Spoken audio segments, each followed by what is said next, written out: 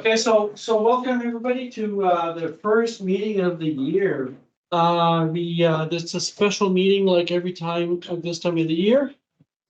We're going to do the AGM today, but before we do the AGM, I'm going to talk very briefly about OREC and RRSPs. So we had a presentation from OREC a couple of months ago. Can't remember what it was, sometime in the fall. And but there's something related to RRSPs I want to talk to you about them. Then we'll do the AGM part. Okay, so we'll go over the financials and then we'll go over board elections. So there's 5 positions that are need to be either renewed or re-elected or elected. Then we'll talk about the NACS standard, so North American Charging Standard. And that's Lawrence. I'm not sure if he's on yet, but hopefully you want to get on soon. So Lawrence is going to talk about that. And then after that, I'm going to talk about ultra low overnight rates. Like I was saying earlier, I did some calculations using real numbers from 2 months actually in the fall and early winter. I also compared it with a month in the summer. So you'll see the numbers are quite interesting. Then Mike will do the news like usual. Then we'll talk about past and future events. So we already have a fair amount of events on our calendar. So I'm going to go over some of those. Okay, so first thing with OREC, for those of you who remember the OREC presentation, Ottawa Renewable Energy Co-op, they are launching a new round of raising capital right now. And it's been a couple of years now that the investments there are RSP or what's the other, TFSA eligible, okay? Unfortunately for those, the minimum is $5,000, but if you want an unregistered investment, you could start with $500. It used to be, I think, $2,000 before. So you do need to pay membership. Membership is, I believe, $100. So as long as you're a member, you can invest. And anyway, so they are RSP eligible. So since it's RSP season, it would be the time to look at it. Okay. So just go on OREC and get more details if you're interested. Okay, so the next topic is Lawrence, North American. Newest to make it important. Sorry? Yes, exactly. So it's time.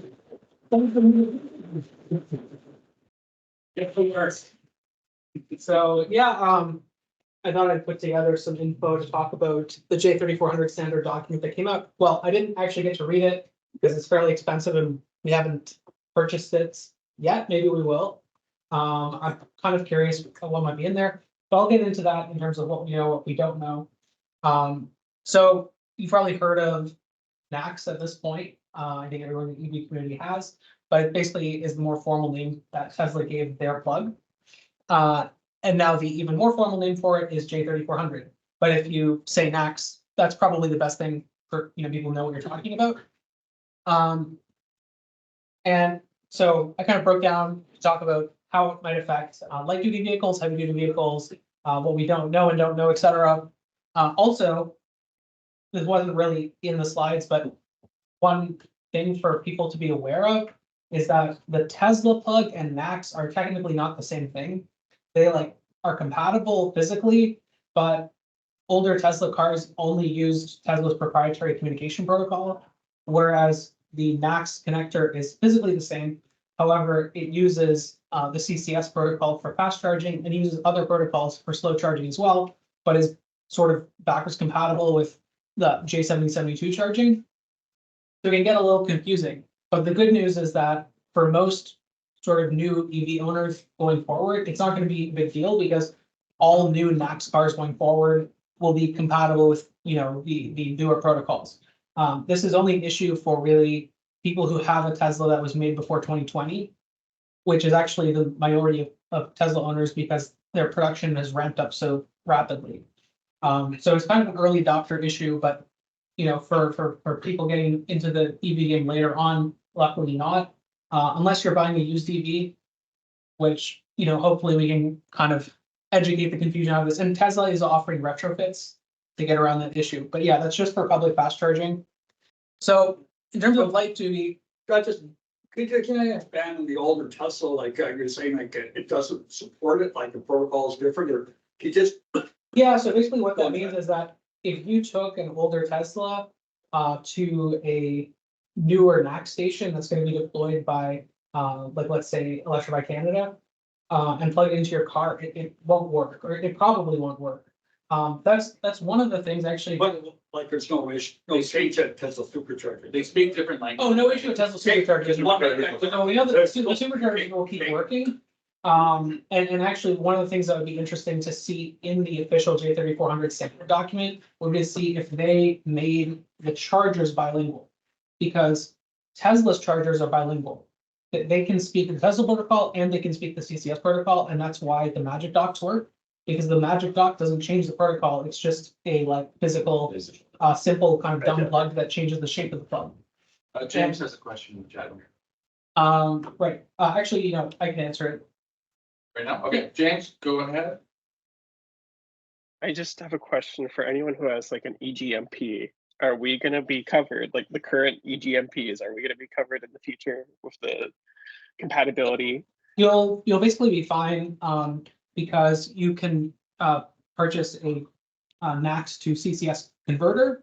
And because the NACS standard J3400 standard uses the same communication protocol as CCS, the converter will work. And the only place where you might have an issue, and this is most only in the US, not Canada, is if you pull up to a level 2 charger that supplies 277 volts. So I'm getting ahead of myself, but I'll get into the differences for implications for light duty vehicles. DC is basically the same as CCS, similar power, same communication protocol. Only difference is that NACS employs a temperature limit on the connector as opposed to CCS, which employs a current limit for safety. So NACS can theoretically have higher peak powers, whereas CCS is always limited to, right now it's 500 amps. They might raise it in the future, but 1,000 volts higher amps, 500 kilowatts is the theoretical maximum for CCS at the moment. So there's one little twist in the whole story. So Tesla has a proprietary protocol that works on every level, every version of the superchargers, right? And every car. Now they're using CCS, right, as a protocol. Some of the older superchargers, version 2, I believe, do not speak CCS. That's true. So those you won't be able to, as a non-Tesla owner, you won't be able to use those. Tesla will probably upgrade them sometime in the future.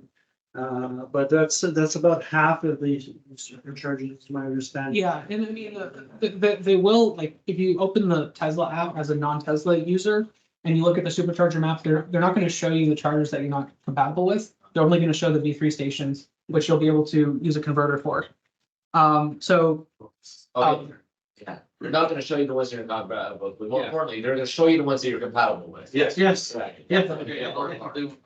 One comment I want to make on the question about EGMP. EGMP, that platform runs on 800 volts. Yep. Right now, G3 only runs 400 volts. Yep. So, unless if they upgrade those cabinets to be able to support also 800 volts, charging will not be necessarily, you're not gonna be able to get your full speed, That's, say on NACS. that's correct. But, Although Hopefully they'll upgrade. one good thing about the EGMP cars is that their onboard converter, which is what happens if you plug into a station that can't output 800 volts, the car will accept lower voltage and then internally it'll step it up and then put it into the battery pack.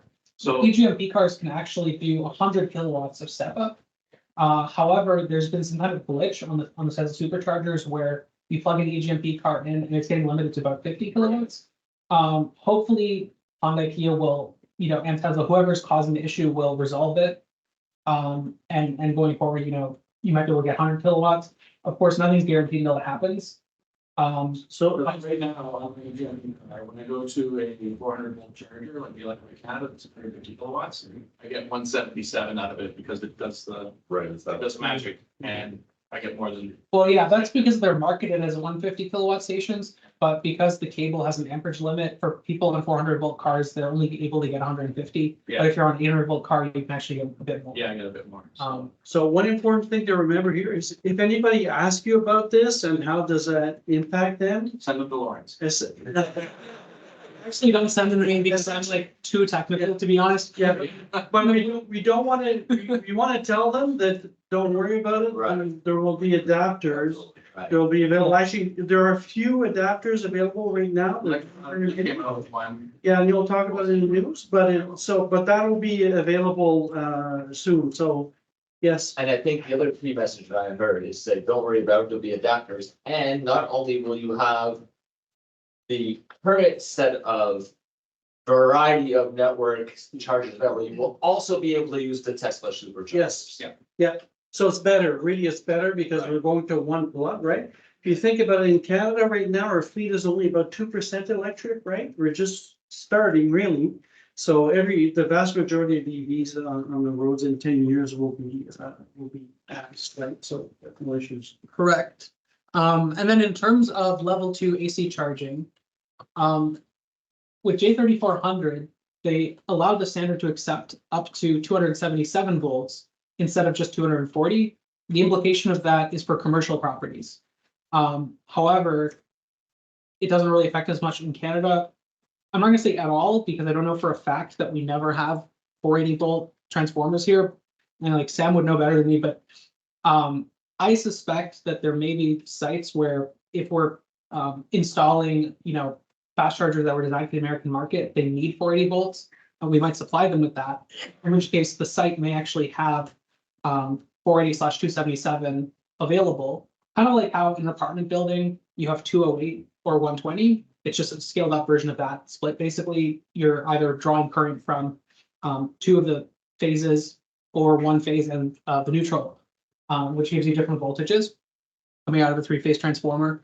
So for commercial properties, mostly in the US, like I said, they have a lot of 277 volt available, which makes installing chargers cheaper because then you don't have to add another transformer to set it down to 240. And the other advantage is that you get more, better charging speeds. Right now, commercial properties, you're usually getting 208 volts, not 240. Again, just because of the way that the three-phase electricity works compared to at home, you're getting single-phase electricity. And so it is actually nice that cars are going to be able to get higher voltage. They're going to charge like 20% faster, I think, on level 2 charging, which is a nice bump. So the other difference, which there's a visual in this slide, is that J3400 supports this detachable cable system.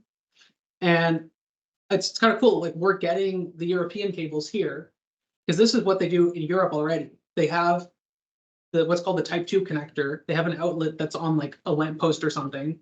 And then you can pull up in your car and plug your cable into it. And this is a lot better than just having a regular extension cable. The reason you just have like outlets and people plugging outlets into them, because the extension cords don't have any sensors in them. They're not like really safe to use for this kind of thing. These cables actually communicate with the car and tell the car, how much amperage can you safely pull over this cable. And then there's, ground fault protection to protect you from getting electrocuted and you're using it outside and all that stuff. So this is why this exists over just using a, run-of-the-mill extension cord that you get at a hardware store. They're much more sophisticated than that. And you can have one end that plugs into the universal Type 2 port that's going to, exactly the same as what they use in Europe. But then the other end can have three different heads. You can have a J7072 head to work with an older EV. You can have a J3400 head to work with, a NACS car, or J3068, which most people have never heard of. Super nerdy, but J3068 is Type 2, except with a higher voltage limit, because in North America, our three-phase is higher than Europe's three phases distribution. So you'll be able to plug this sucker into like a truck and give it 52 kilowatts of AC charging. No DC charging infrastructure needed. So that'll actually be really nice for depots and stuff. So yeah, really happy that we're going to be taking advantage of our 480 volt three-phase infrastructure in North America and hopefully, using it for heavy transport. And theoretically, I mean, there's nothing stopping you from putting that port on a car if you really wanted to, but they probably won't. Maybe on pickup trucks though. You might see in the future like HD pickup trucks with MCS connectors and Maniquis connectors. Who knows? The size of the wire would not pass any code through North America, from what I'm seeing there. to get your 52 kilowatts. Oh, that's not a 52 kilowatt thing, that, like, it would be thicker, obviously, if you were pulling 80 amps. But you'd actually only need 80 amps for that, because you're doing 480 volt three phase. In any case, make sure I covered everything from the last Can slide. you go back? Slides, because I want to ask you a big picture question. Yeah, sorry. Next slide. This one? Your first slide, yeah. So. NACS is gonna do both DC fast charge, the NACS connector will be licensed for DC fast charging and AC. Yep. Charging. Yeah, just like Tesla does today. Just like that's the current one. Oh, right, so on a Tesla, you have only one physical port. Yeah. To call And it. the plug at our house is the exact same one, or like the connector at our house is the same one as the supercharger. Okay. Yeah, it's more LEDs. Okay, so that's very convenient too. It's a better design. It's smaller too, so it's easier to handle. If you think of people that have mobility issues, all that, Yes. right? Right. You want it to be as easy as possible. It's really the best design. And then the final difference is this was a capability with Tesla's connector. So I'm kind of assuming that it'll be in NACS, but we haven't officially seen it confirmed. They're able on the Tesla connector to do automatic billing for level 2 charging, which is nice because then you could have plug and play and not have to deal with cards or apps or anything like that, even for street side charging. But we'll have to see if that's confirmed. But we actually, though, we do know for a fact that the level 2 charging protocol on NACS is not the same as J772. Like, it's going to be backwards compatible. We know that. But the reason it has to be a different protocol is because it supports a higher voltage. So the charger has to be able to know if the car can accept 277 or not. It's not, gonna like open the contactor and expose the charging circuit to something it's not rated for. So they would have had to design J3400 to use like version 2 of J772 protocol, or just use an entirely different protocol, but be able to fall back on this old J772 protocol. And since they're already implementing a new protocol, why not have automatic billing? Eric online has a question. Go ahead. You're muted, Eric. Yeah, you're muted, There we Eric. go. So yeah, I just wanted to make the point that NACS is a big improvement over CCS for people with arthritis, because I know my mom and I know one other person who can't actually plug in a CCS combo charger. The cable's too heavy and it hurts their hands just too much because they've got arthritis, they're elderly. So yeah, for that reason, I think my mom's really looking forward to NACS, and it'll free her to go further in her car than she currently can. Yeah, that's a Thanks, good Eric. improvement. All right, I just want to make sure I covered everything here. Yeah, basically the implication for commercial vehicles has to do with the ability for 3-phase. And you could argue that's not even really part of J3400, because this cable that's going J3068 to J3068 doesn't even involve NACS connector, but it was part of the announcement. Yeah, but the Minute case connector is part of the standard that these things should have a plug on. Yeah, I suppose so. Anyway, I mean, the connector at the pole there, you're talking about? Yeah, this one here, Yes. that plugs into the pole, that's the European connector that they've reused because it's already in market, tested and all that, right? And so you'll plug it into the pole. Now, there will be also the possibility of having, a connector that's on the pole too, right? But if you think about, snow plows that are pulling these things off and all that, Right. to me, this is a much better Yeah, system. So See, replace all the those car's not low there. chargers that you see in the city on the curbs, right? This will replace those because you won't have the cables being stolen and cut off. You'll bring your own cable, and all the city has to supply is the hole for the thing. Yeah, because it's your cable. Your point was this connector is part of the standard? Yeah, so this here plugs into that in the post. Yeah, and so that's part of this. Yeah, the part that's at the post. Yes. Yes. Yeah. Yeah. Yep. It's because you were pointing to this. Well, this is Yes. this is the other end of it, right? Yeah, but that's not the part that's standardized. It's this end that's standardized. So, Well, both of them. Oh, both. the question was, is it directly related? And it sounds like the connector on the pole is the same one they use in Europe. Yes. Yes. And I've always marveled at how they have it in Europe. That you don't have vandalized cables and all that. Is We're gonna have. And it's your cable, you'll take care of it. absolutely, yeah. Okay, I think I So see. my question is, with the carry along cable, can you plug it into your car first and then into the pole?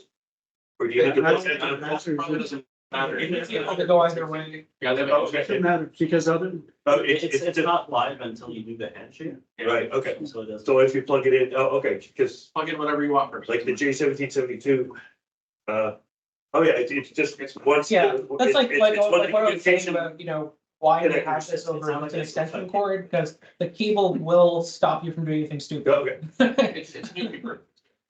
I'm still confused about something. So this is J1772, Yeah. and you're pointing at this, and what is this? Is this J3400 or not? That's actually, that's a European plug. You well, plug it- well, if we want to be specific, the other end is actually J3068. Which is technically not the European plug. J3068 has a higher level of electrical isolation because it supports higher voltages than Type 2 from Europe. But you're But saying, it's like. but you're saying this is part of the standard, but it's, Yeah. it's, it's a different plug. It's a different plug than NACS. It's the plug for. I mean, So whether or not it's. Okay with it. You don't plug it in. this standard is operable with this other standard. Yeah. Yeah, they're that's why. compatible standards, so. It's not that. It's not an so. Yeah, so The next- the specifications for this would probably not be in the same standards document as J3400, but they're all compatible standards that were designed by SAP. Like I said earlier, the reason they chose that is because it's already being made, okay? If you think about it, you don't want people that have something like this here to put the wrong end in there, right? So this is a different connector. There's no way you'll be able to put this in the plug there, right? Yeah. Okay, so someone who doesn't know very much about charging cannot make a mistake and put Yeah, that and cable the wrong You way. wouldn't even. be able to oh, make- I see, I you wouldn't even be able to misunderstood. put This one back. This is the end that goes there. I thought these were all the car ends. This is one cable. I didn't see the diagram carefully. Okay, okay. Like a touch screen. That's how you break it. All right, okay, move on Move to on. the next item, which is Big bro. just about the implications for what will happen with funding for public Sorry, can charging. you go back? I'm just curious. I know it's probably not a real issue, but we have, is this all, is this, oh, this is all AC? Yes. Okay. That's It's always, we did talk about Chatham. Yeah. Chathamoo's dead. Nobody- We're not gonna talk about Chatham. Chathamoo's a dead standard. Nobody's. Forgot about Chatham. It's No gone. adapters? There's an adapter. No, I mean, Is there? there's $1,000 adapter from China that's really sketchy that you shouldn't use. Just don't, no, Chathamoo's don't, dead. Just don't don't. do it. We're having. Awesome. Just car. It's dead. Yeah, or just drive it around town. drive it until it dies. All right, Face it. public charging station funding. So as far as I know, there's no like official standard in Canada pushing J3400 or CCS or whatever. We're kind of just like doing what we always do. We'll just do what the USA does. Okay, so what's the USA doing? Currently, they still require CCS connectors for their national electric vehicle infrastructure funding grants if you're building a fast charger. However, important to understand also that it doesn't require you to only use CCS. So you could still qualify for funding as long as you have a CCS handle and a NACS handle. You could do that setup. But Or the they are probably going to change it. Well, not even probably, like they will eventually change it. They're just waiting for the right time. So there was an official statement by the Joint Office of Energy and Transportation that I found. And it basically said that they issued a request for information from industry, and they're looking to see if industry is ready to actually supply the J3400 connectors. And once they reach that point, they're going to change the funding requirement to be J3400 instead of CCS.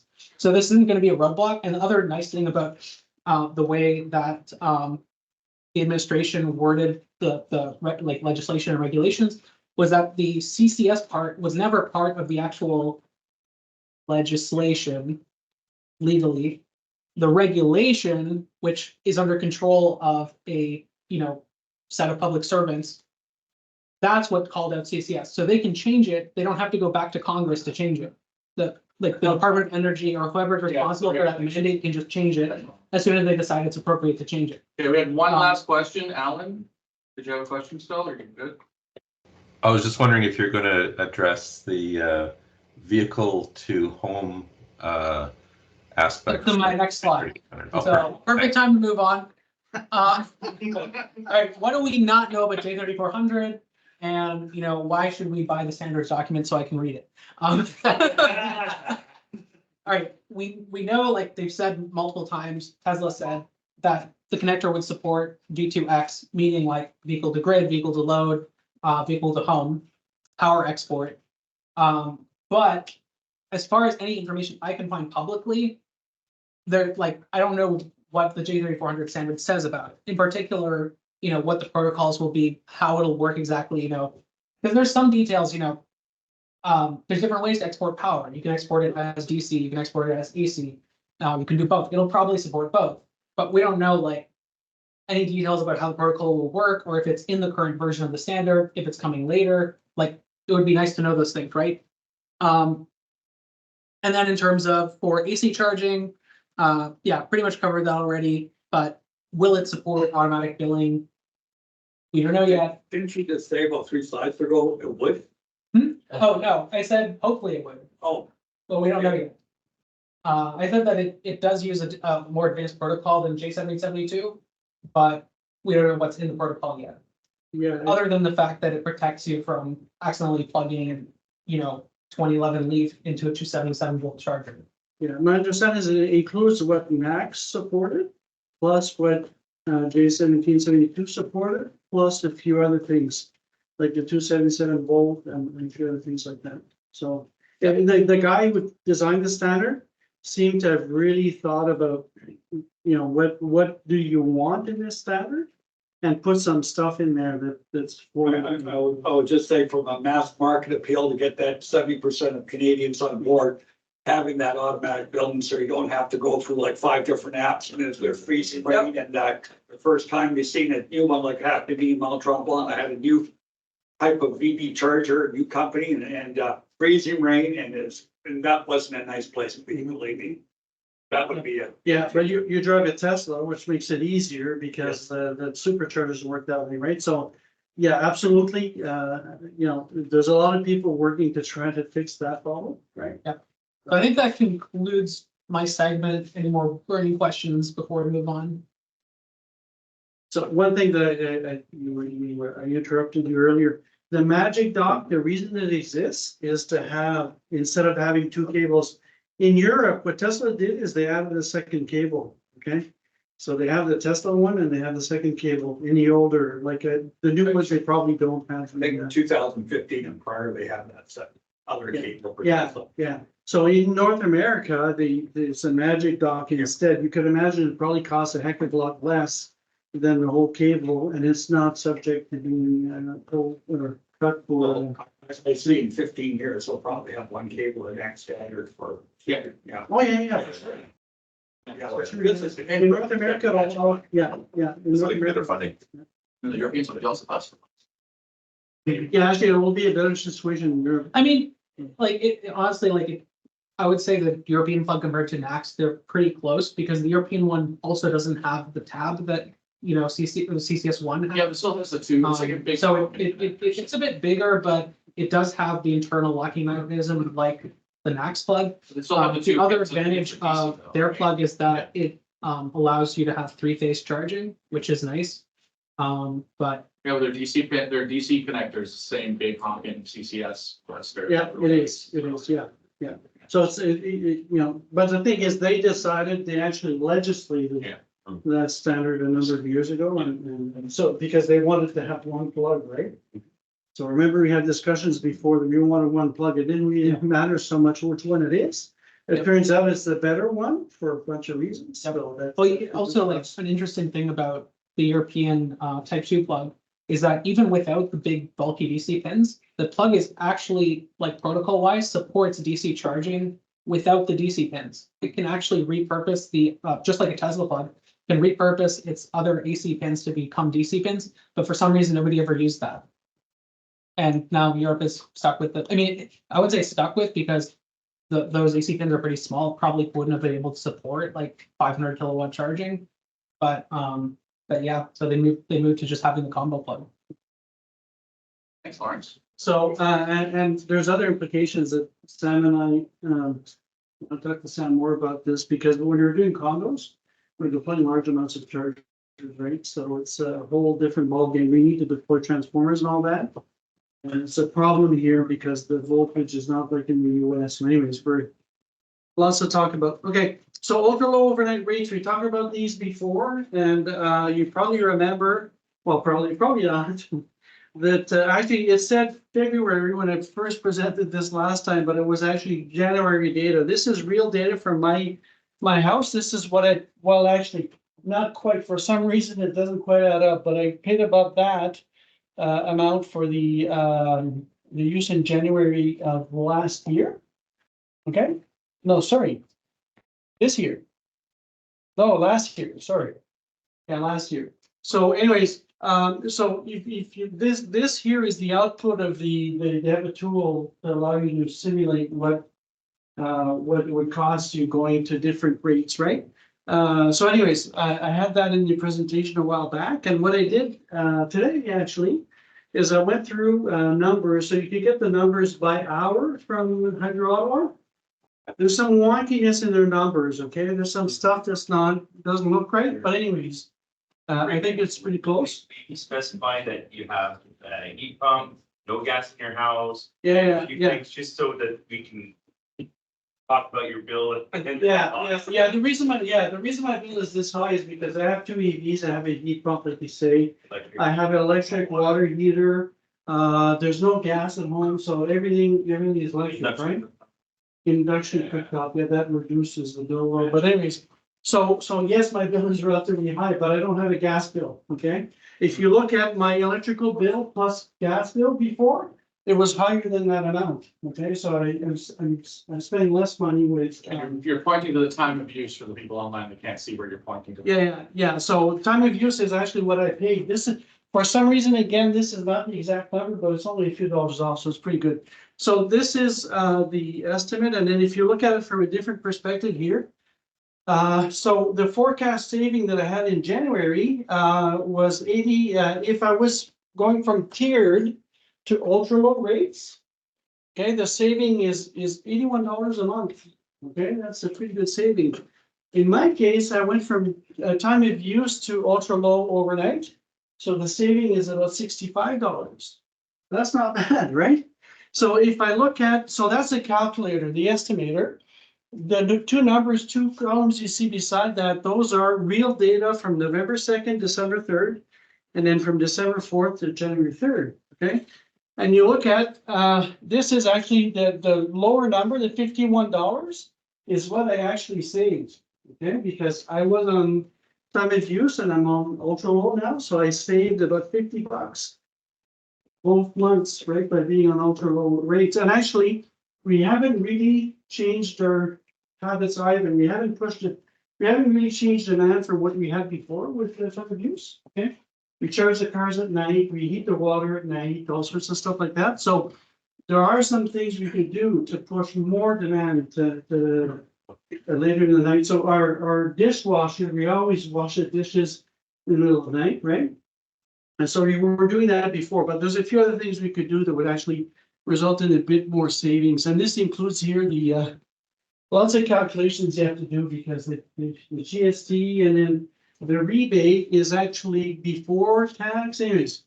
But that's the number. And you look at the numbers here, about 19% reduction in the bill. Okay, that's pretty good. So if you look at July, again, this is what I showed last time. You see the amount is much smaller, right? No heating. We actually, you'll see the numbers are, the calculator's got a very different number from what we actually got. We don't use air conditioning much, okay? So in July, there were some days that were quite hot. Excuse me, and we still usually don't use the air conditioning. We'll open the windows at night and that kind of stuff. So that's probably one of the reasons why the numbers you'll see after don't seem to be out of whack from the calculator. So if you look on the left-hand side, sure.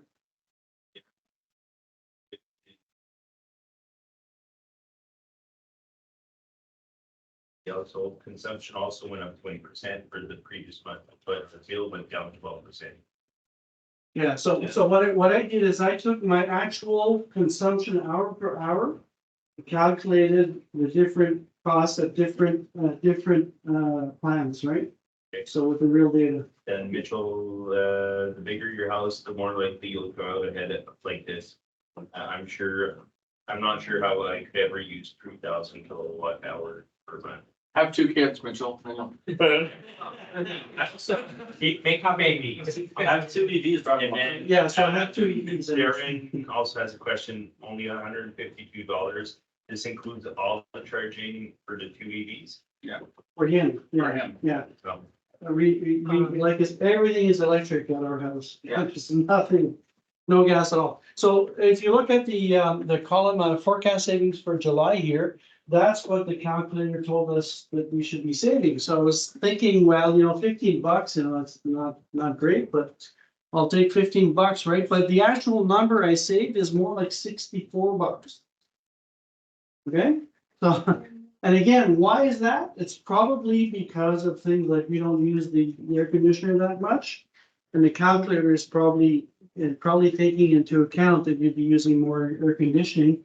If you think about air conditioning, you tend to use it more during the day because that's when it's warmer and you need to cool the house more, right? So Oh, that's, and then peak time or it's the peak time? it's closer to peak time, exactly, right? I don't know what It's that's. mid-peak.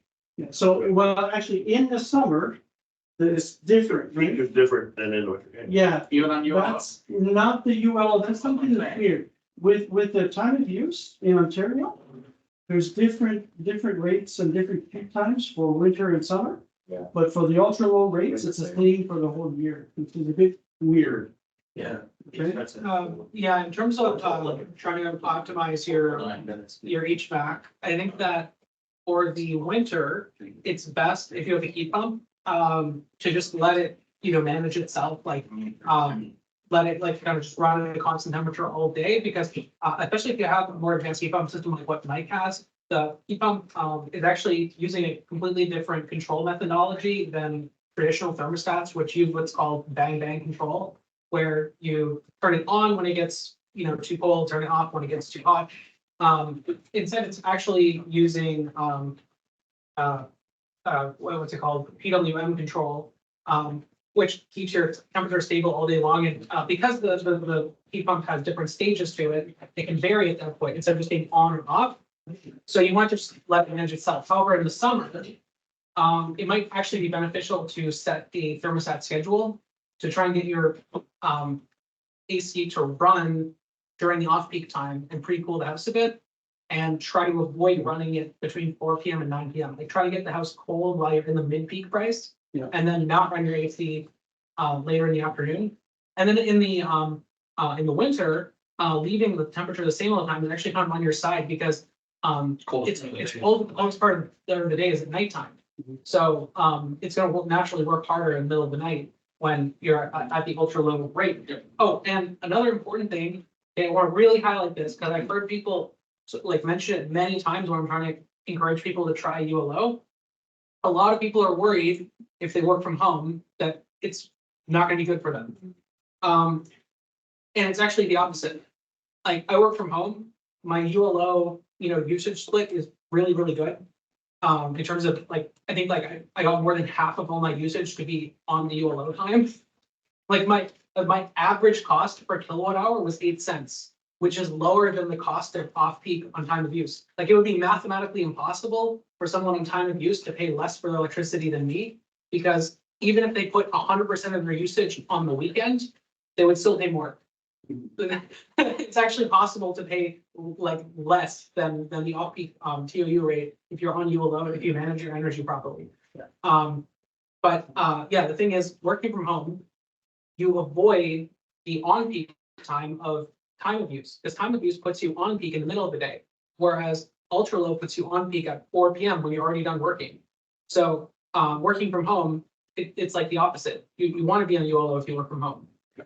Another thing is using your computer really doesn't use all that much electricity. I don't even worry about it. Yeah, 100 watts. It's like a light bulb in the old days. Not even. My gaming season. So another thing I forgot to mention is we have an air exchanger, okay? And if you've ever done the calculations for that, it takes, when it's running all the time, it takes a lot of electricity, right? So, so that one of the next steps is to turn it off during peak. Okay, any other questions on this? I'll just add a comment. Mitchell said heat pumps are pretty much Always on, but they don't really result in any spikes, because, yeah. You'll be working with the outside temperatures to cool your house in the summer, and you'll be cooking in the winter time to make extra heats. One thing it's not to add, and if you're a net meter customer, like if you have solar, and especially with the EVs, it's basically you're paying 2 cents, 3 cents to charge overnight, and then you're collecting whatever solar at the credits in the afternoon, which is a no-brainer for us.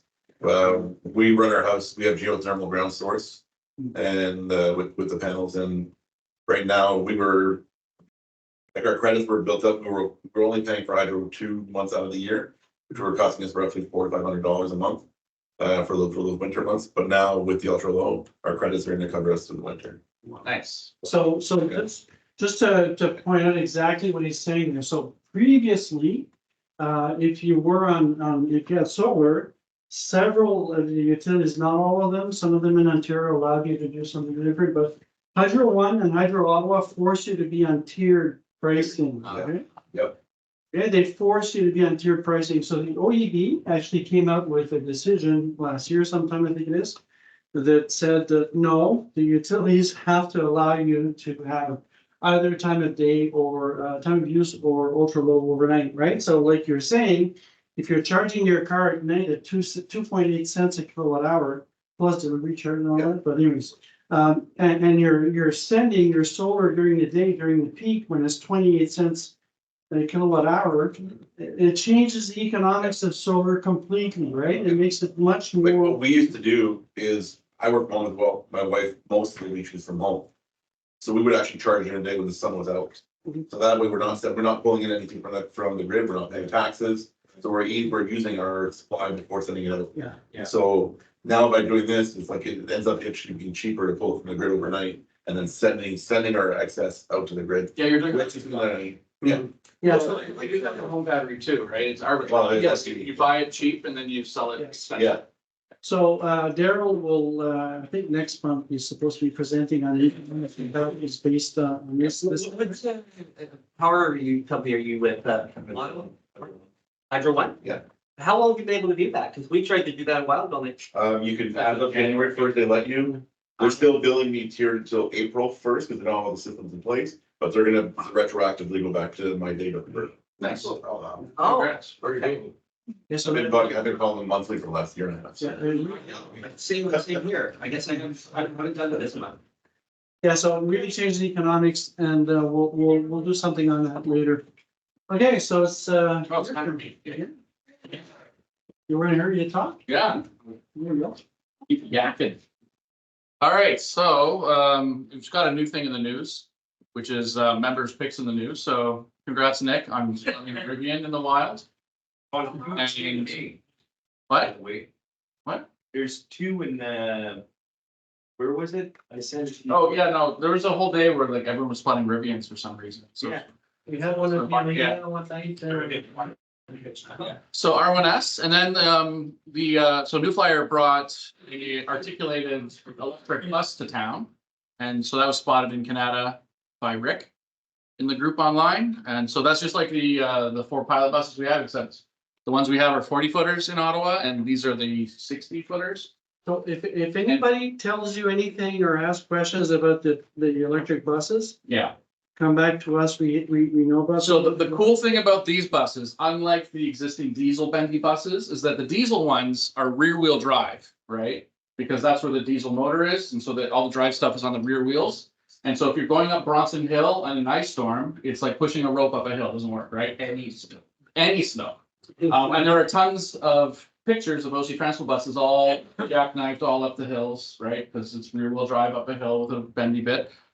These are rear and center wheel drive because they're electric, and so they can put the motors on the wheels that they want. So these are much better in the snow than the diesel version of the same bus. And the battery pack in this is like 600 kilowatt hours or something like that. So they have like 400 kilometer range, all the good stuff. So these are really cool buses, and OC Transport is actually seriously considering getting these very soon. So they have a bunch of Arctics that need to be retired. And so these will be probably replacing them. That Not bus, buying diesel anymore. Was there a comment? sorry, that bus was parked at Centrum outside the Best Buy the other day. I saw it. Nice. Got to be the biggest EV I've ever seen. Yeah. Yeah. It's part of the cross Canada. Yeah, they're doing the cross Canada tour, and they're doing it in the winter, which is awesome because it's proving that it works in the winter. Because a lot of people are like, these buses don't work in the winter, EVs are broken. Yeah, this proves them wrong, right? And they just did a Quebec tour, and now. I heard that EVs, Yeah, I was told today that the electric atoms stopped dead when it's cold outside. Like, cool. Yeah, you clearly know science. He's like, you need to learn science, man. I'm like, yeah. Electric atoms, sure. Yeah, get right on that. All right, so 2024 Ford Mustang Mach-E GT gets a new paint job, and it gets a little bit more horsepower. And it's the bronze appearance package, so it's got some performance upgrades. It's going to be the fastest Mach-E to date. It'll come with shadow black, star white metallic, and eruption green, which is the one pictured here because it's the only one that's not black or white. They didn't give any other details about the performance upgrade other than it gets 480 horses. Does it also come with the new price tag? Most likely, yeah, it's probably $100,000. So. No, No, totally. but that's the previous one. I don't know. We don't know what this one is. Oh, yeah, yeah, okay, so the fastest GT is 480, so it'll be more than that, so who knows what it is. They haven't announced. I keep getting things going. Okay. Ford is cutting F-150 Lightning production as of April 1st, so April. This is because they're selling $100,000 trucks in a high interest rate environment and they can't move them because nobody's buying $100,000 trucks anymore. So they are bringing the Ford Rouge Electric Vehicle Center down to 2 shifts, or down to 1 shift. It was currently at 2, it used to be at 3. And they're going to move those people to make more Broncos and Raptors and Rangers and Raptor Rangers and whatever gas things that nobody cares about. This is the second cut. The first one was in October, and Ford's electric sales were actually up 17% year over year. Wow. So they're cutting production with sales increasing. So good job, Ford. Way to go. Smart. BMW, on the other hand, is saying that they've crossed the tipping point from gas to electric. So this is the CFO, the Chief Financial Officer, saying this. He says the tipping point for combustion engines was last year. And the company aims to sell 500,000 EVs this year. Wow. And BMW is not a huge manufacturer, so 500,000 is actually a significant number for them. They saw an increase of 74% year over year for EVs, and they don't see that slowing down, unlike Ford. And so they're going to have an all-electric option in every segment, and its main factory in Munich is going all electric by 2027. So they're already starting to convert it. So BMW is all in on electric, and they're going to start making everything else. This is a dollar tipping point or a Number of vehicles. This is their philosophy is changing from gas to EV. They're ditching. They've already shut down a couple months ago in the news. They talked about how they shut down their last gas engine plant. So they're not developing gas engine power plants anymore. They're just doing electric only. And yeah, so they're fully transitioning, which is great. Even though they have the beaver tooth ugly IX, but whatever. That's a design thing that we'll figure out later. All new EVs must be, or all new vehicles must be EVs by 2035. I'm sure everyone's heard about the EV mandate and how everyone's forcing you to buy electric cars now in 2035, and all the heterosexuals are getting all uppity about it. And I'll never give up my pickup truck. I'm gonna be, making e-juice or whatever. You have to build like bunch of The memes are making ethanol in their garage. me in my truck running away from the cops and Yeah, there's like a bunch of Teslas chasing And it's like- some old like Ford. imagine actually thinking that you could outrun a 2050 Tesla that's like 2,000 horsepower. Like Ford jalopy, yeah. Sorry, Rich. I just want to make a point here. A lot of people are telling us, are complaining that this is being rammed down their throat. Yeah. What this actually, I should get to that. What this actually is, the EV mandate is actually a mandate for vehicle suppliers, not consumers. Right? The demand is already there. What this is telling car companies is supply the damn cars because people are tired of waiting 2 years to get an Ioniq 5. Right? And so that's what the EV mandate is meant to do, is to say, look, prioritize Canada's market because of demand here, sell us the cars, and like at the expense of some other country, right? Because we're nationalistic apparently. So, so the interim target sees 20% of all new vehicles Yeah, hang in a couple of years. Yes. Okay, Okay. it's okay, it's okay, it doesn't matter, but you do have to be careful if you're having a discussion with them. We understand the rationale and logic, and it's important to say that. Yeah. But the truth is that by 2035, This is gonna happen anyway, just You're because not- of market forces. So yeah, our projections have already predicted this is gonna happen, so this is gonna happen either way. Before 2035. Before 2035, like it's gonna be market saturation in 2033 anyway. This is just the government, you know, reporting what's gonna happen. So if you want more arguments to that, okay, Yeah. think about right counter now. arguments, right. Sorry? See, that's Counter arguments. that kind of looks like an S curve, doesn't it? We're already there, so. Yeah. Yeah, but that doesn't matter, you have to know who Yeah. you're talking to, like. So we have a supply problem in Canada. Yeah. We have people who are waiting, like Mike was saying, 2 years to get their EVs, right? Yeah. There's not enough of them. There's not enough cars. So this is meant to increase the supply. What does that just do aside from making the wait times shorter?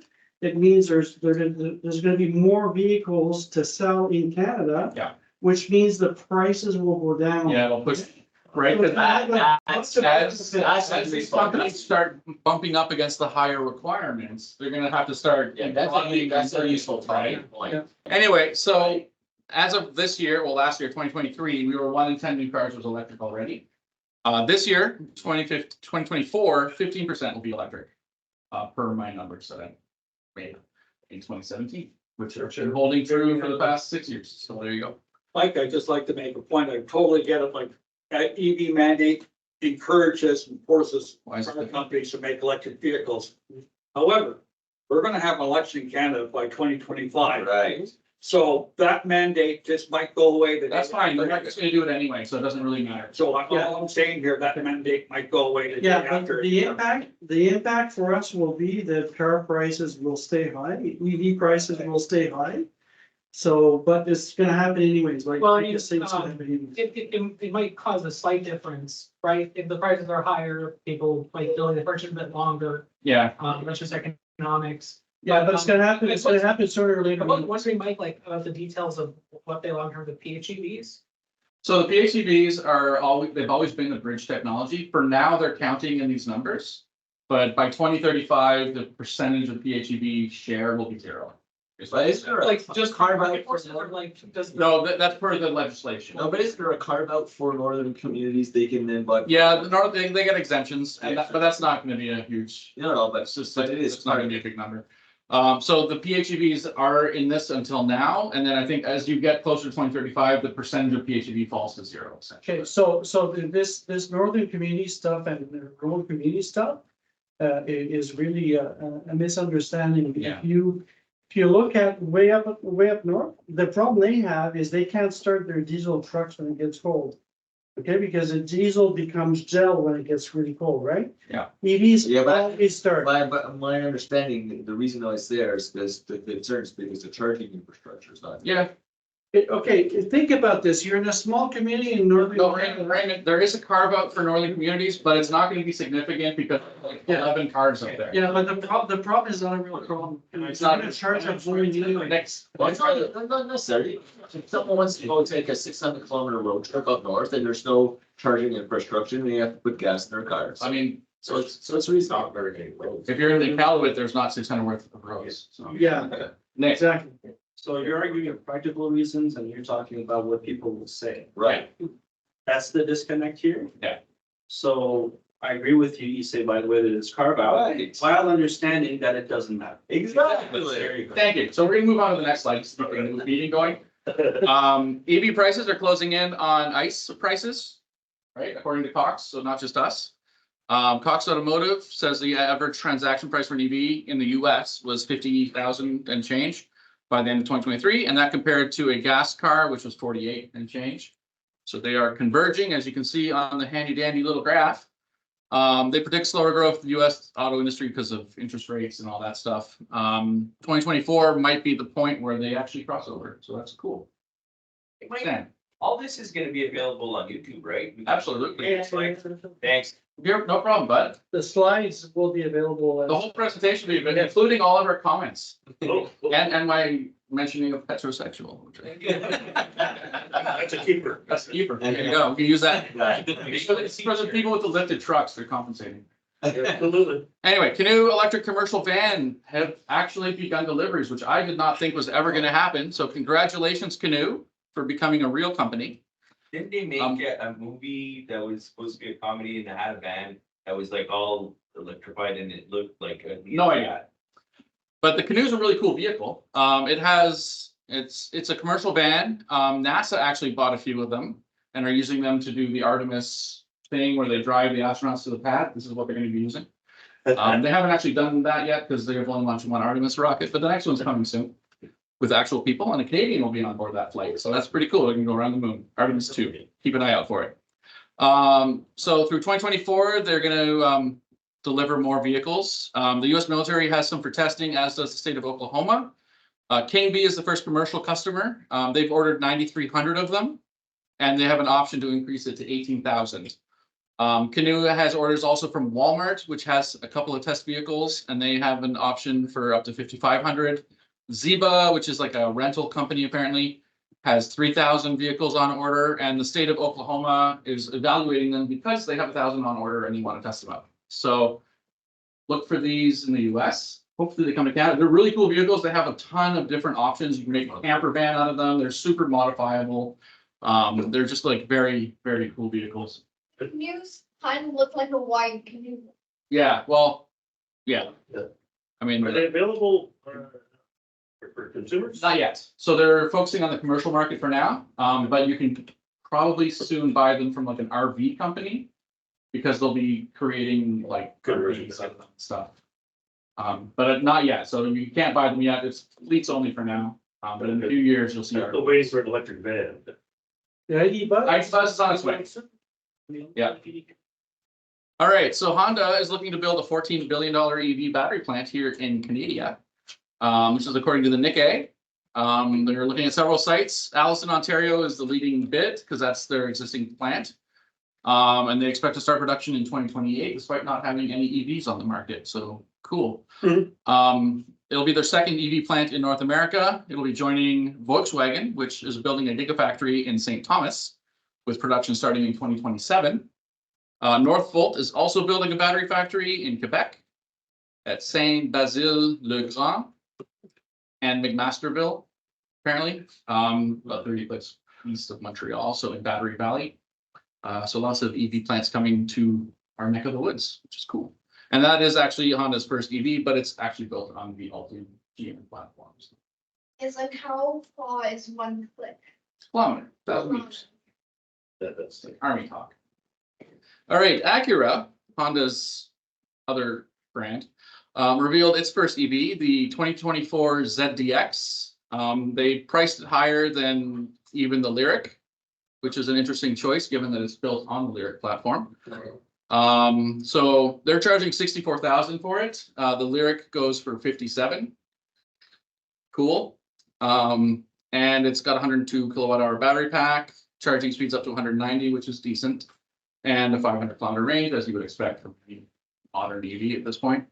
So good luck, Acura, but if you want that vehicle, maybe get the Lyriq. Kia EV9 has already outsold the Bizforks in the US. So the EV9 just launched literally this fall, and it's a 3-row giant SUV from Kia. And it already outsold the BZ4X, doubling their sales for the first full month of sales in the US. So EV9 sold 1,100 units in December compared to just 669 for the Bizforks, which has been on the market for like a year now. One thing that's pretty impressive is the pricing in Canada is almost the same price like to Yeah. the States. Yes, Like it's not like that 30, but it's 30%. and you can thank the IZEV rebate for that. Because of the thresholds for the pricing, that's pushing them down market to like meet those Yeah, requirements. I was impressed to see that. So we have a member who's got one. Yeah, so I actually saw. Yeah, it. so there's one, it's sitting in the showroom right now in Pathway, I think. No, not. No, Pathway. it's on the Mabler. Mabler, I went to see it Okay, years ago. So he let them keep it for a month or two to show it off. Okay. Wow, that's a nice celebrity. Yeah.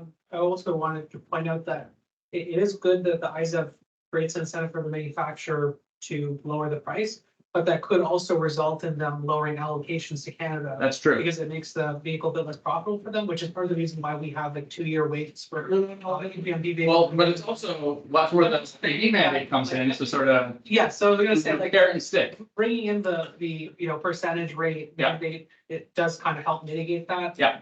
So it's important to have both if you're, You need balance. any like economic incentive that you have is always gonna have side effects. Yeah. That's how it always works. Yep.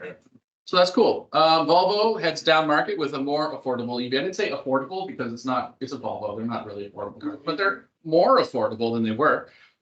So they're priced at 35K US, which works out to about 56 in Canadian dollars.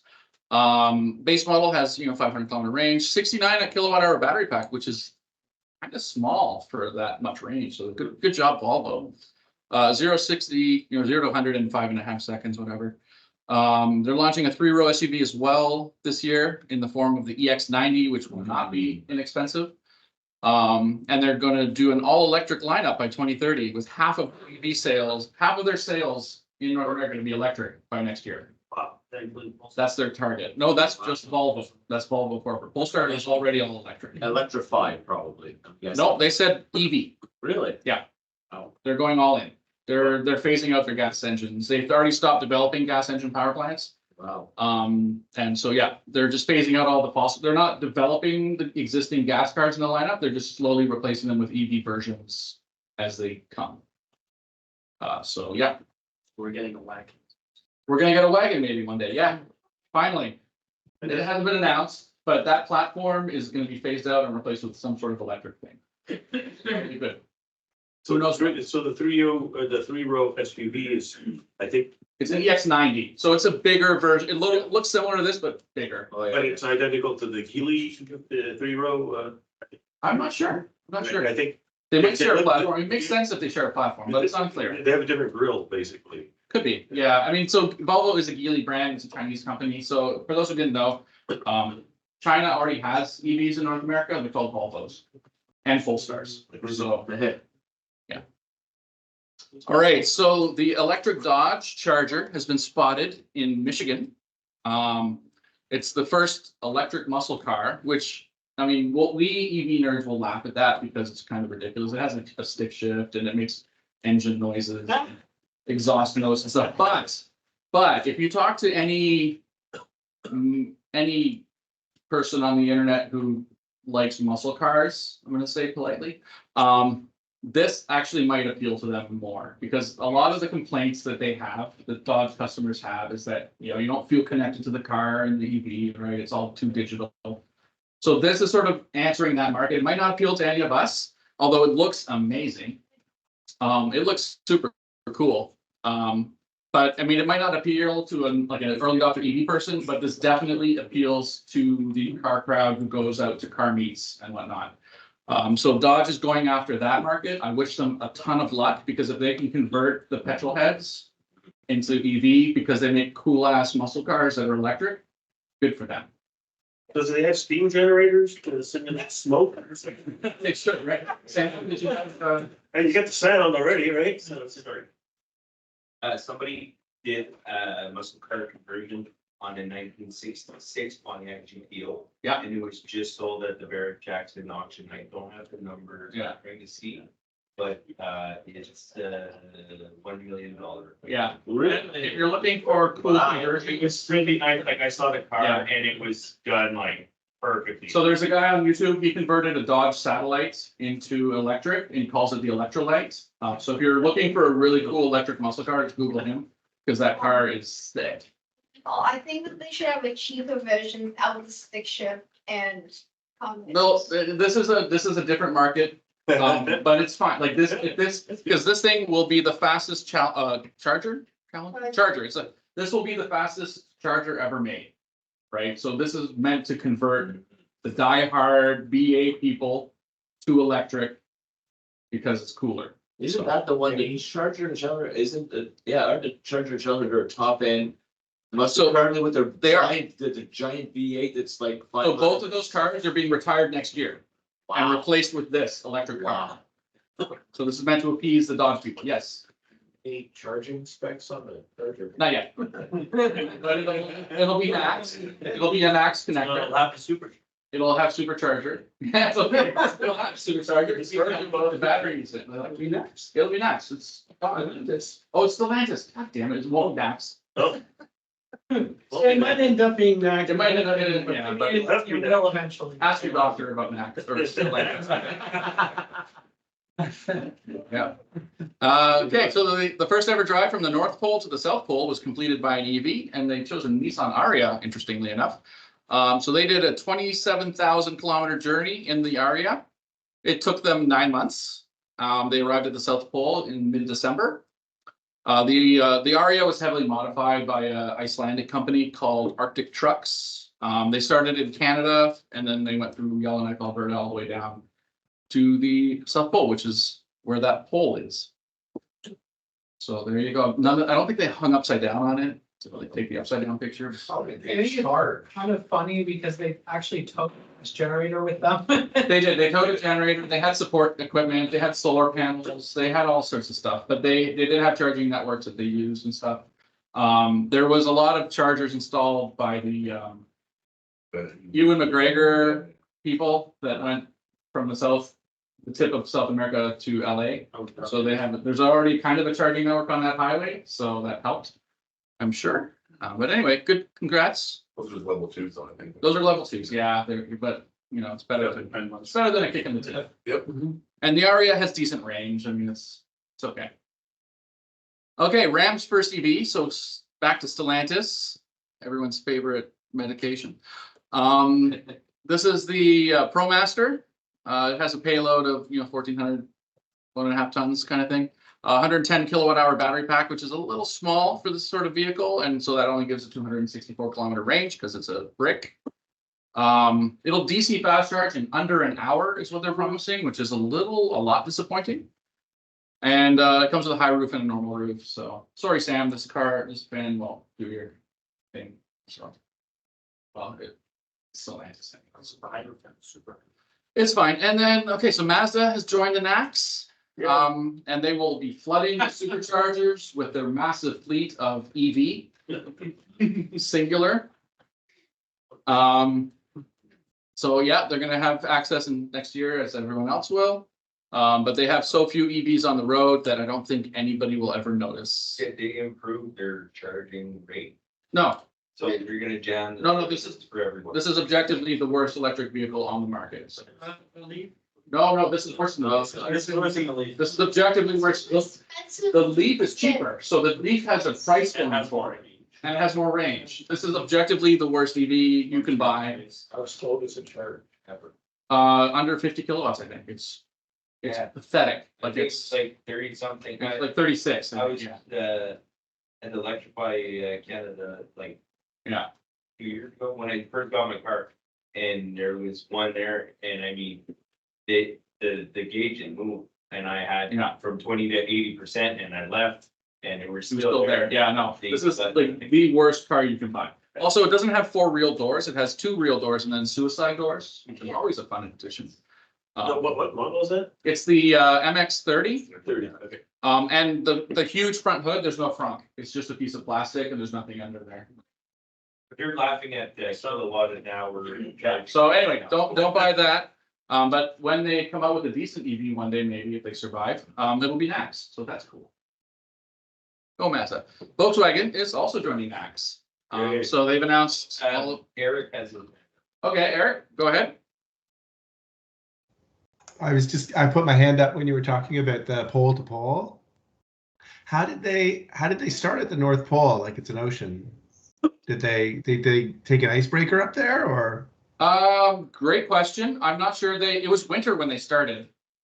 So but I don't think you could drive across that ice even in the winter, like especially lately with climate change. Top Gear did it as well. They started in the winter. They tried to time it so that they would be the last people through the ice road, and they nearly didn't make it. Yeah, because it melted too early. But it has been done from the North Pole down to like land, because Top Gear did it a few years ago as well. Really? Yeah, so I didn't realize it was still freezing enough up there to I mean, I know it's freezing cold up there, but I didn't think it was freezing enough Yeah, yeah. to thicken the ice enough that you could reliably drive a car across it.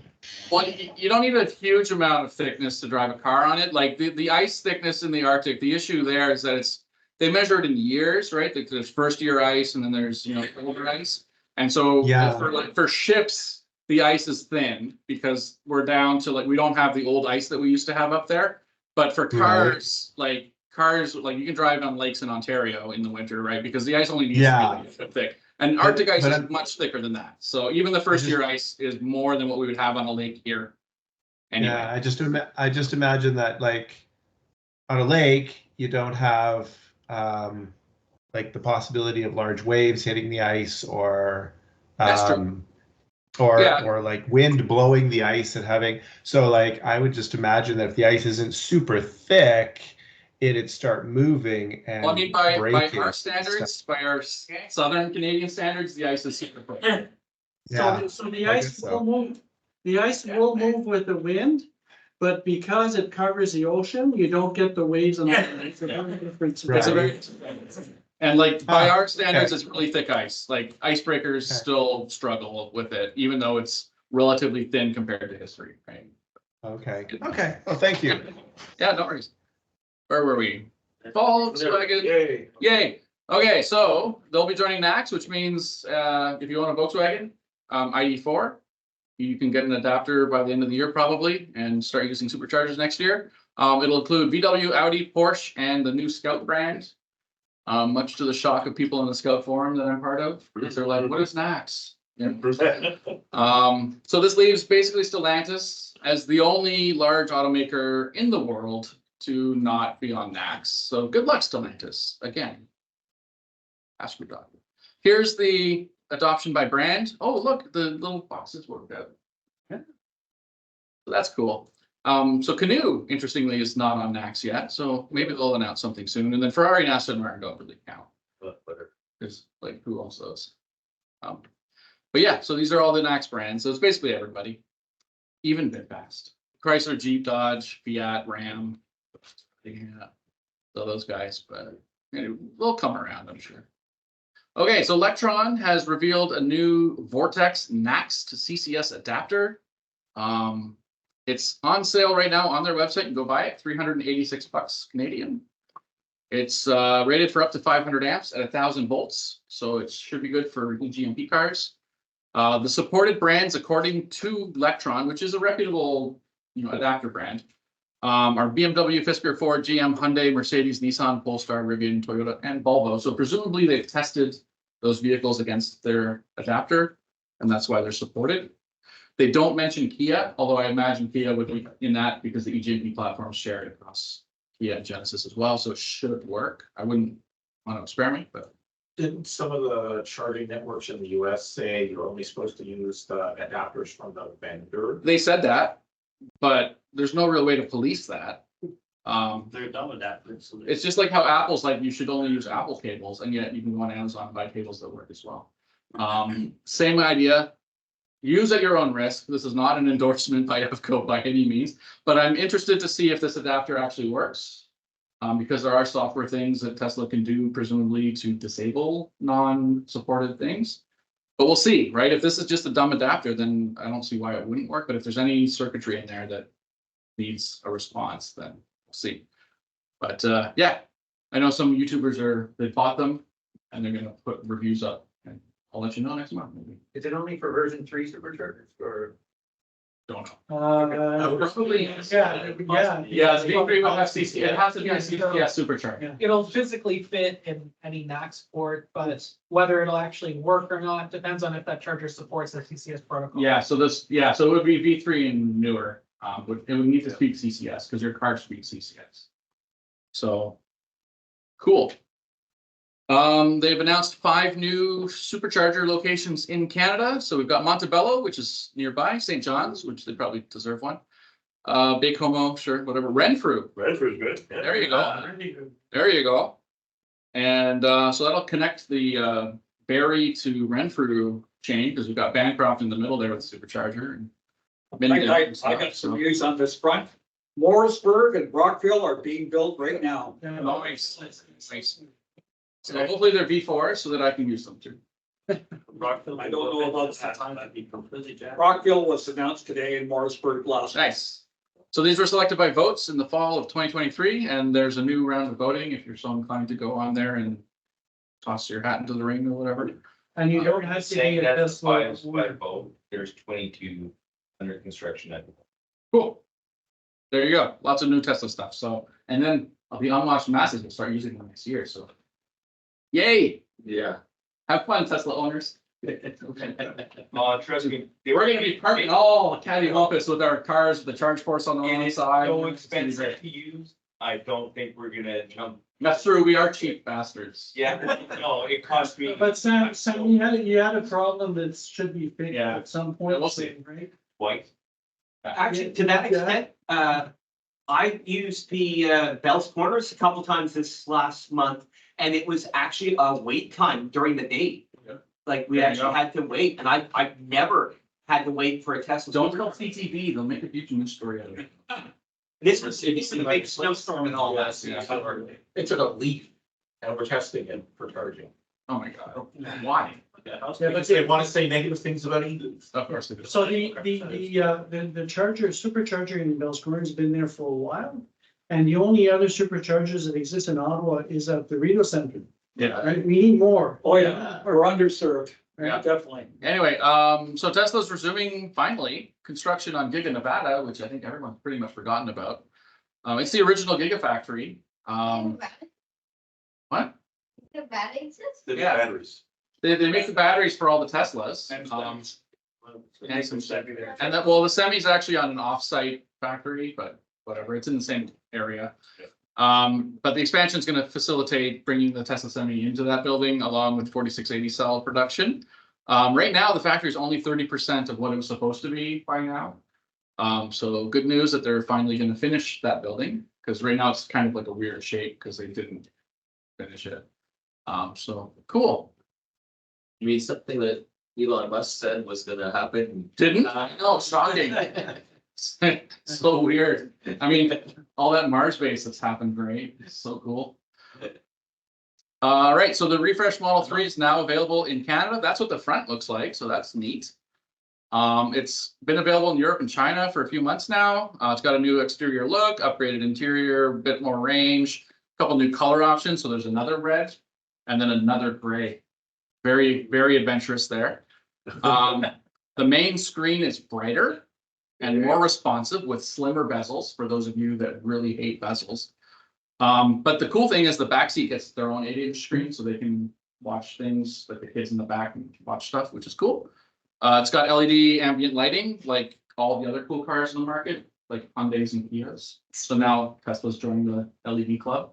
Good for them. You can retrofit that for $10 from the dollar store, Lots of cool colors. but multicolor, yeah. Base model starts at 53, 438 kilometers of range, and you can order it now if you want. So It doesn't have the blinker spot or.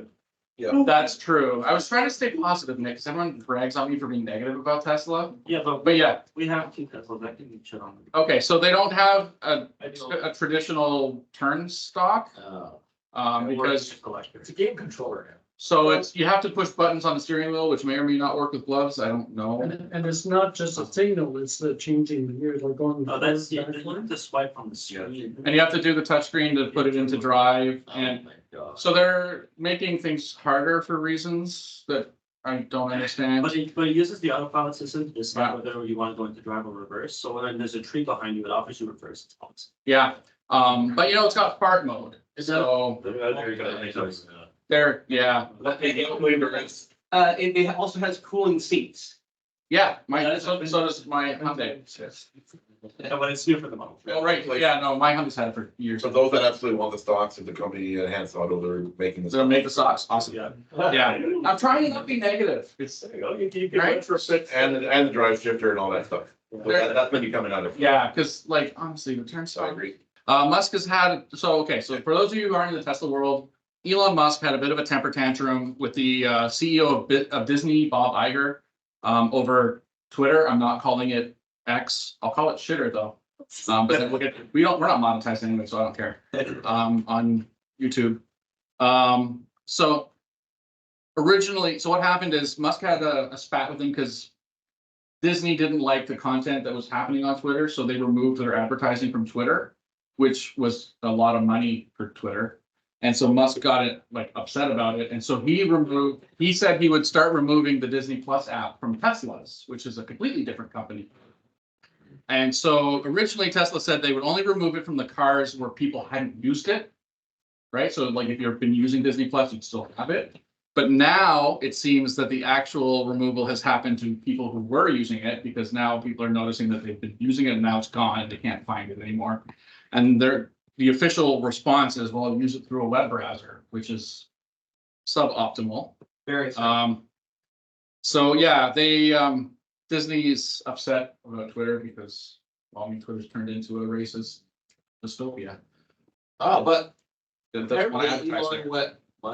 went to Outwit, so now it's all good, because now he's enlightened. And Yeah, whatever. They'll change everything on Twitter. Well, I mean, so it's unfortunate that stupid things that happen in a different company from Tesla are spilling over to Tesla and ruining it for consumers who bought these cars Yeah. with features like this as a thing, because that's a selling feature, right? You want to be able to watch it, like kids watch Disney Plus or whatever. Yeah. And now it's gone because he had a billionaire fight with another billionaire. Like, this is ridiculous, right? But anyway, This probably violates antitrust laws, so. there's already a class action lawsuit, so we'll see what happens, but it sucks, right?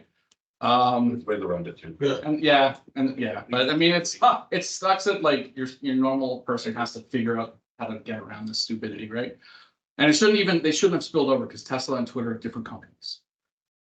So the other thing that Musk is doing that's kind of dumb is currently he has a 13% stake in the company. And so he is throwing another temper tantrum, saying that if Tesla doesn't give him more shares, so that he has a 25% control, so he can't get ousted, he's going to take away the AI and robotics stuff out of Tesla and create a whole new company and put it under there, so Tesla won't benefit from all the AI and whatnot. Mike, I have a question for you. Sure. I don't know the answer to this, but last week Tesla had a huge drop after their last quarter, and Elon Musk gets up there and said, there could be worse to come. Yeah. And I just wonder if his remarks, playing into this. Probably.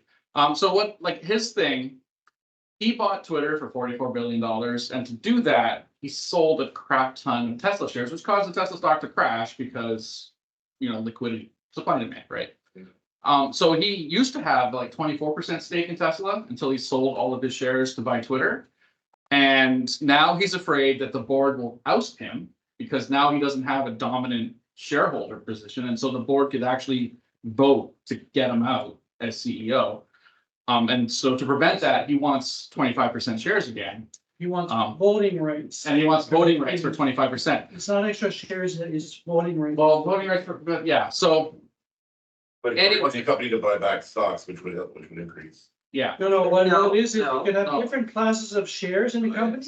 Yeah. And that would create a new class of shares that would have more voting But it rights. would still dilute the shares, The right? voting rights, not the value of the share. It would only dilute the voting rights. It would not dilute how much the company is actually worth in the sense. Either way, he's afraid of being kicked out. He wants more shares, and if he doesn't get his shares, he's gonna take his ball and go home. And as far as I'm concerned, like, let him take the AI and robot out of there, because the AI and robot are kind of garbage compared to the Boston Dynamics anyway. And there's a side show, like, they should be making Cybertrucks instead of screwing around with the stupid Optimus that can't even do what like Atlas has been doing for 10 years Using now. AI for their wipers. Yeah, so take that for what you will, just out there. If you're a shareholder, That's an interesting insight, yeah. there you go.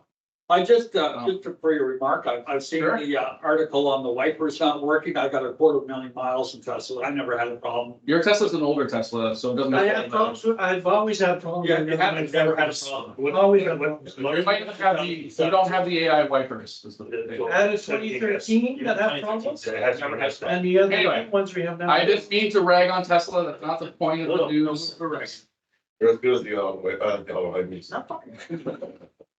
And I drive it. So they changed the auto high beams where Yeah,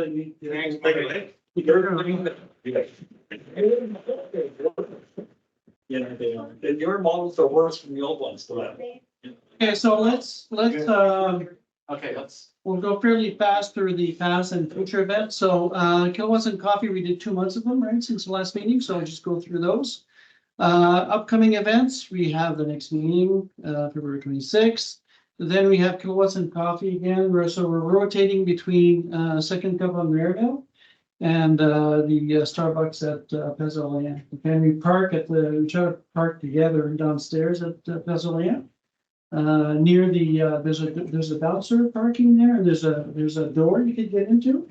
It's near there, but, you'd see the other these if you would, show up. So anyways, you're welcome to join us anytime you want, or to send people to the event. There's actually someone who reached out to me on Facebook today that wanted to sit in some cars and asked me if it was possible to sit in EVs at this Cars and Coffee. Actually, Kilowatts and Coffee. Right? James has hand up. Yes, James? So my hands up for 2 things related to Cars and Coffee. For the plaster lanes, I actually made like a little picture of a satellite view that circles where the entrances to the underground parking are. So if anyone wants that, I have it somewhere. And also, if anyone wants pictures of their car, I usually bring my DSLR these things. So I'm happy to take photos of your car. If you can send me that diagram of Plaster Orleans, I'll add it to the Facebook events. So just send it to me on Messenger and I'll put it in the event. Yeah. Okay, I'll do that after this.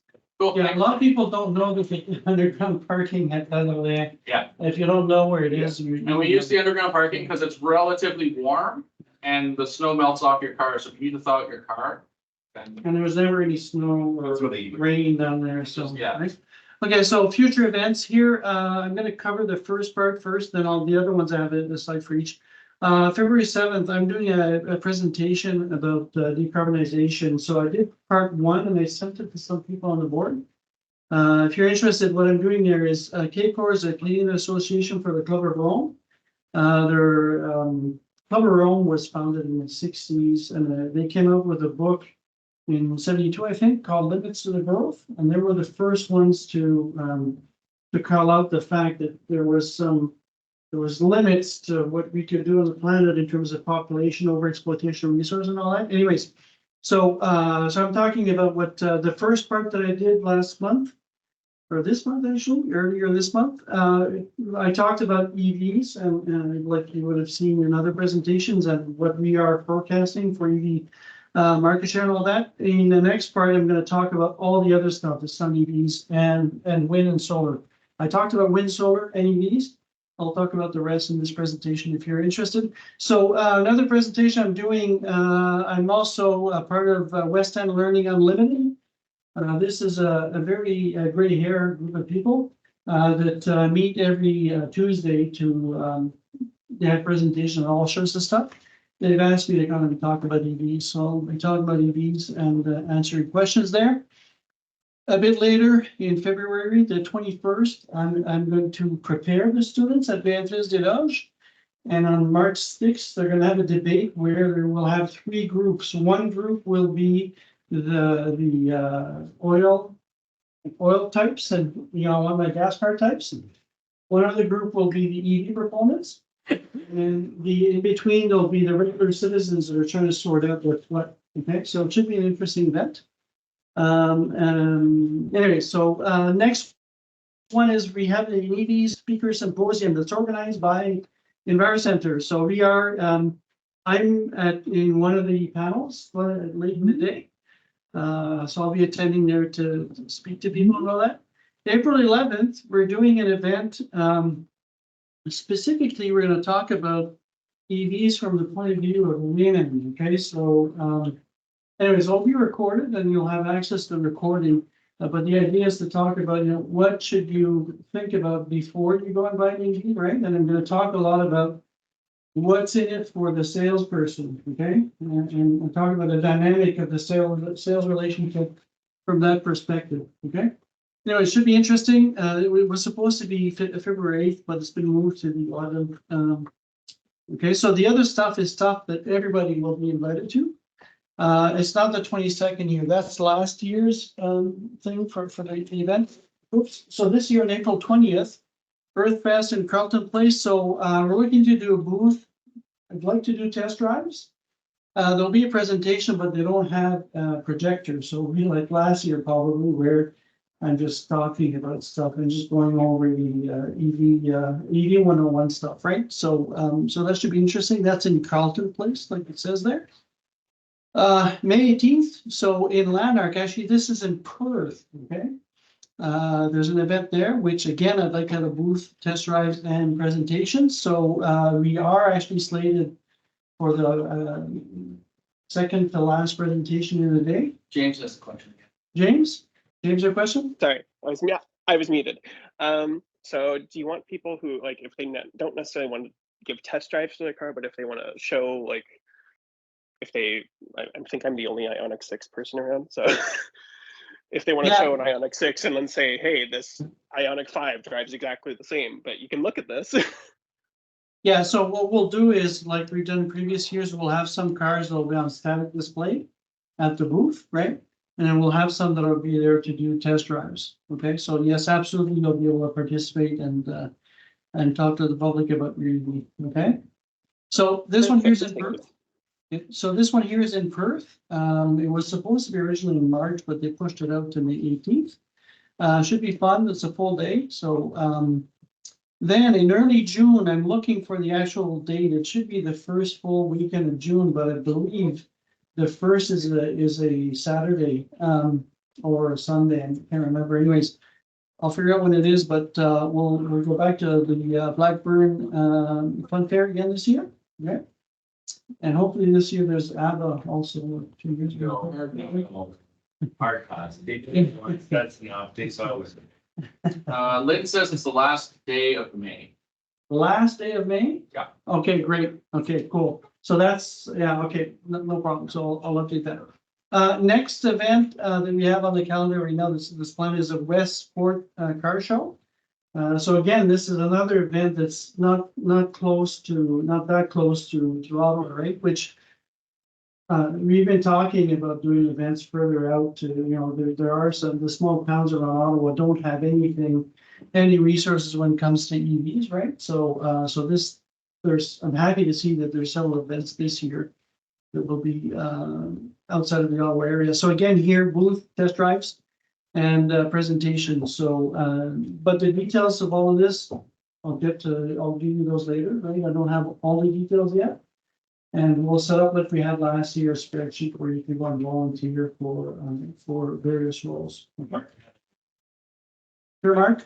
Is our relationship with EVCO done as far as having cars for test drive? That's a good question. We could probably borrow some, but we don't have an agreement with them at this point in time. Eric has a question. So stand up. Sure, Eric. Hi, I just wanted to mention a little piece of interesting news. I'm in Eganville, which is a little tiny town well outside of Ottawa, about on Jane Street. Cool. Sorry, somebody was just commenting. Anyway,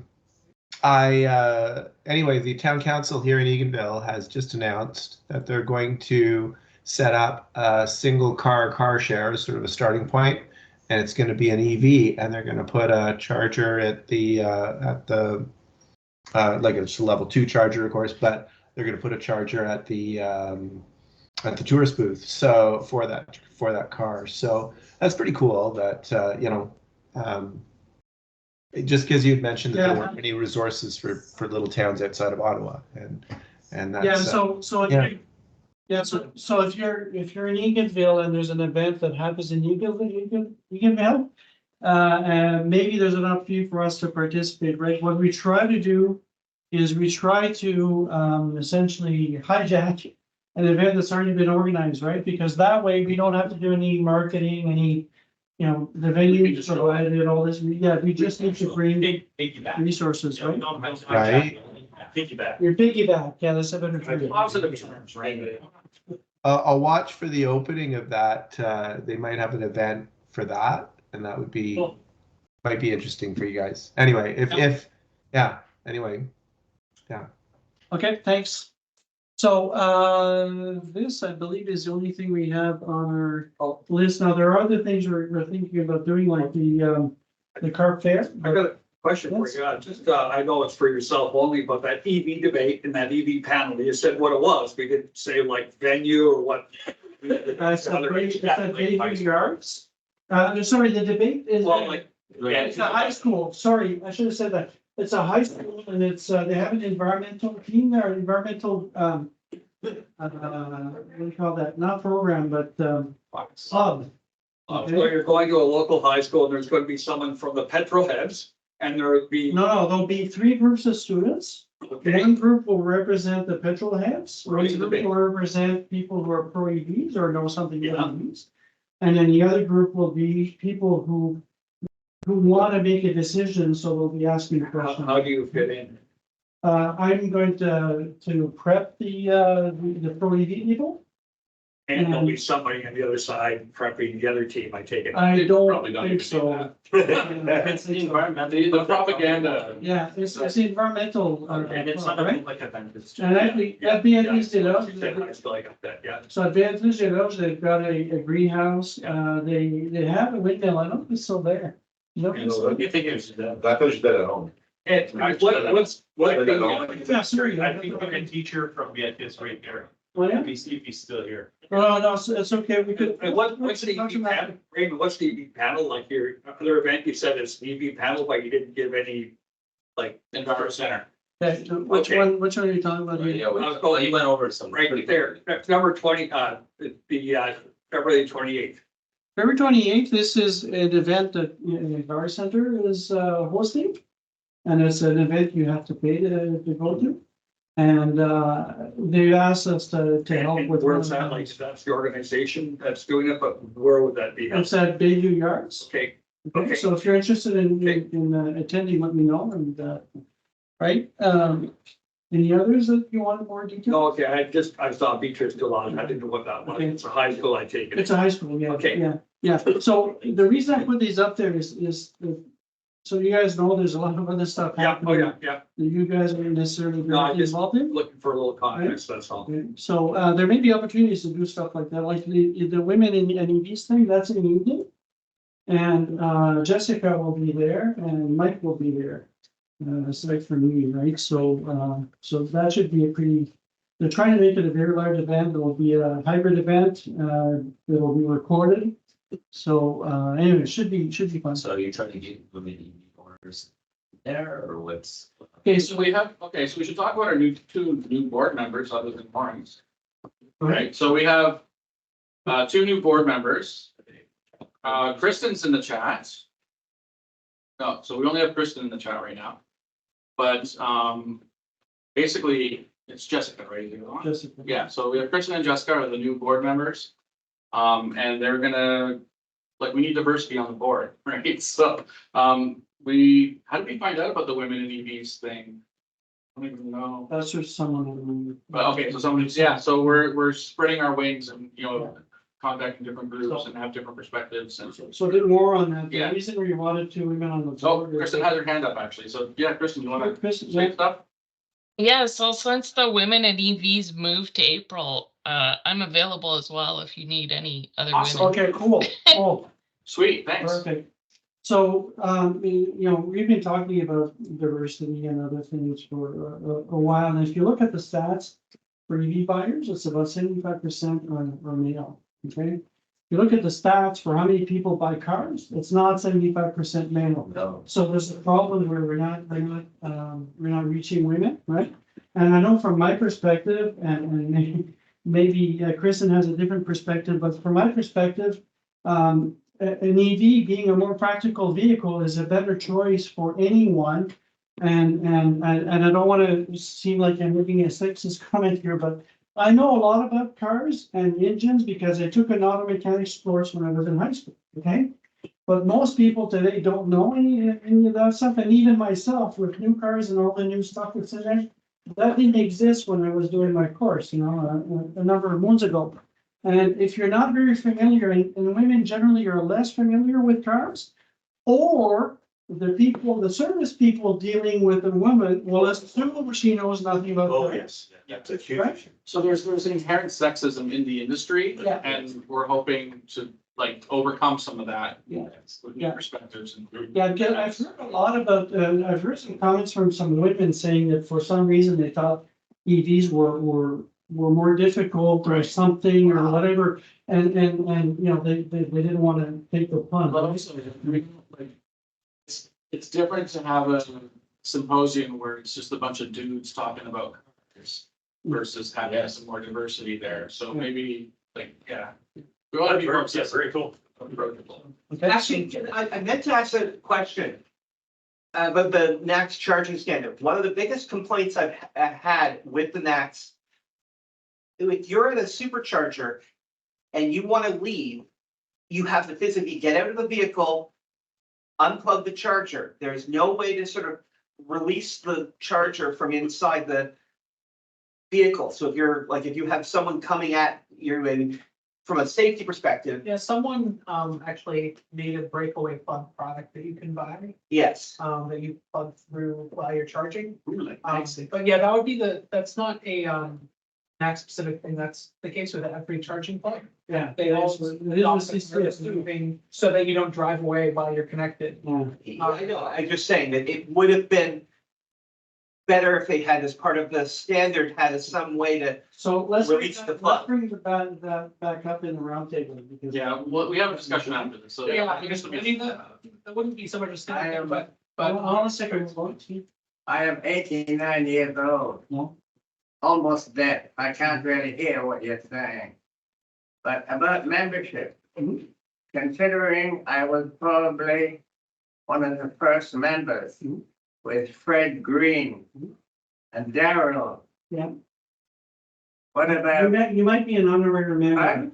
I think you might be an honorary. Yeah, you're an honorary member. You don't have to worry about the membership. Yeah. You're good. What about an honorary membership? Yeah. No, you don't have to pay or anything. You're good. That's good. It's good. Okay. You're a founder. So the reason I bring the membership thing up here is normally the first meeting is free and then we ask that you become an official member after that if you want to continue to participate, okay? Like you saw in the financials earlier, Marcel, you're definitely a member. I think you're a member. Yeah, you're fine. I don't remember renewing, so. Well, okay. They have automatic, so it's automatic. We do it automatically, yeah. You can opt out of the automatic renewal, You but can. you have to remember to do that in PayPal when you're setting up your membership. So some people forget or they don't see the little checkbox. So it'll auto renew unless you uncheck it. That's just a PayPal thing. Yeah. And if anybody's not happy with that, We'll refund. Yeah, if you want to cancel, we can. there's no issues. We did this thing a couple of years ago. We should probably review it, but it's $25 if you're paying cash, but 23 if you're paying by PayPal. We want to encourage people to pay. You don't have to have cash if you're playing with. We should explain like why you want to pay for membership. Right? So EVCO does have some overhead, right? We went through the financials. So we have the website, we have insurance that we have to cover. So there are expenses that we have, and then throughout the year we do events. And it's nice to have a little bit of money to buy, refreshments or whatever for volunteers and stuff. So that's where this money goes. It's a once a year, $25 to help us sort of keep the lights on and keep stuff going, right? So, we don't, it's not as if we're Yeah. sucking away the money. You also have the financial, we're not exactly. Yeah, so, but as you saw also, the membership revenues are going up quite a bit. Other stuff. Okay, so the last thing, Mike, I just took this today. We have 81 subscribers. So we have a YouTube channel. It's got all sorts of all of our meetings and other stuff there. And I would encourage you to go and look at stuff there and subscribe. Okay, the more people subscribe, the more we get noticed. Okay, and I think that's about it. Yes, roundtable. So you want to do the? So if you're online, watching us on YouTube, this is where your video ends. If you're online live, stick around. We'll do a roundtable where you can ask questions. We'll turn on the screen so we can see you guys. You can turn on your cameras and everything. But if you're watching on YouTube, thanks for watching, and we will see you next month.